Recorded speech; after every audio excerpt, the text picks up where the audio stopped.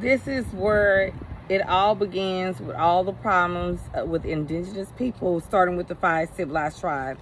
Always remember the 5 tribes. It's not like they had a choice. The members, it was only 5 selected persons that went before the colonizers to make this decision for all Native Americans. And even though it's a Campbell's Abstract Creek Indian Census Card, this abstract is for Freedmen and Creek for 5 civilized tribes where most of indigenous people family members own. Now keep in mind this was printed in 1915. Now you got to understand that nothing that's in here is accurate at all.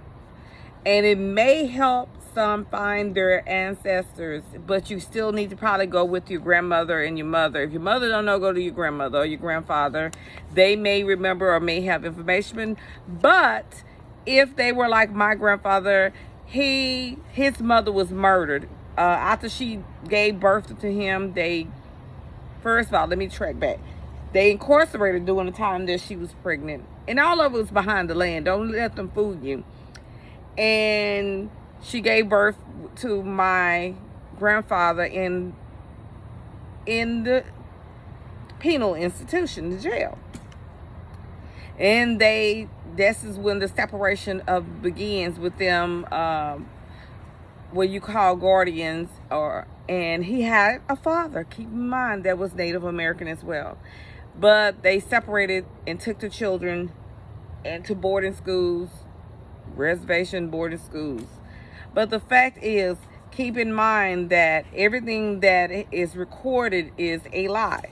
It tells you, it documented as it lets you know, even in the preface section of this book, that it took them over 100 years to release. So a lot of people information is recorded, it just may not have been released. Like our family names released under President Barack's office term.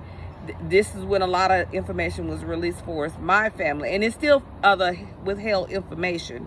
And the information that was released was dealing with the family members born in the 1800s, not the ones that was born in the 17 and 1600s. Let's get that clear. But that's why you see so many documents on different websites, such in platforms like Ancestors and different platforms, because the government released it to them, brother. They identified that. And for those DNA tests, they cannot tell you if you're Native American. Ancestry is one of the platforms that it will, in the beginning, what they do is put you in a pool with lots of people with similar DNA, and they come up with a conclusion. But if another group of people takes the test, then your scoring of what you are may change. And you got to remember, it does not pull what you are now. Sometimes it can pull decades, generations back, 10 to 15, 20 generations. It's not what you are currently. A lot of people get the misconception because they see Native American blood, European or whatever, they think that's what it is and it's written in stone. No, it is pulling some inserts of your DNA. It's not all of your DNA. You can test out and say that you don't have any Native American, and you can change that same information and refer that same DNA to another platform other than Ancestry, all the different ones, and it all give you certain different answers and different conclusion. May give you more information because they use different testing. And just remember, Ancestry does not test for everything, because if you did it when they first started doing it, it may have said that you was this, and they'll tell you to update it. They update it every time another group of set of people, and what they're doing is meshing your DNA with others that has similar DNA sequences. It's not written in stone. A lot of times you cannot find a direct line, and most of the times those that have, that's good. That's because a lot of people in their family may have taken the test to help them get a conclusive answer. But most of the time, some of the answers that you seek, you may not want to know, because you may find out who you thought you were and not who you are. So don't rely on them tests because they're not conclusive. But Based on my family history, there is Indian native ties on both sides, but what I'm connected to is on my maternal side, which is my mother's side, which is her father, and her father's mother and father is Creek native. On her mother's side, there's Seminole, French, and yada yada. In these 5 tribes, I believe only 4, you can only identify with one tribe, so you have to make a choice. Whatever choice you come with, that's the choice you identify with. You can either be African, you can be either Seminole, Creek, Cherokee, Chickasaw, Choctaw, but you got to make a decision. You can't be African and Seminole. You can't be African and Creek. If you register for that tribe, that's what you are.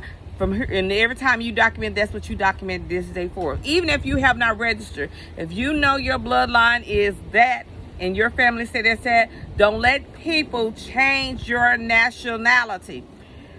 What people self-identify does not have anything to do with what's federally recognized or noticed. You're noticed about your federal, not your state. State tends to put you in the box of African, Black, Negro, white, those type of titles. That's a state mindset. But on the federal, it gives you an opportunity to do all nationalities. On there, it gives you a list to identify what your true identity is. Now, with my family, I was blessed to have one living Native American that could tell us about our family history and what happened to him. His was devastating, and the stuff is still impacted today. When it all said and done, it's about the land, a native land that they were tied to. Skin tone does not play play in it. Hair, how you built, don't have anything to do with cheekbones or anything. It goes about your direct line of ancestor. My grandfather was a Creek native, and he identified as he had never had any relationship with his mother because they took that from him.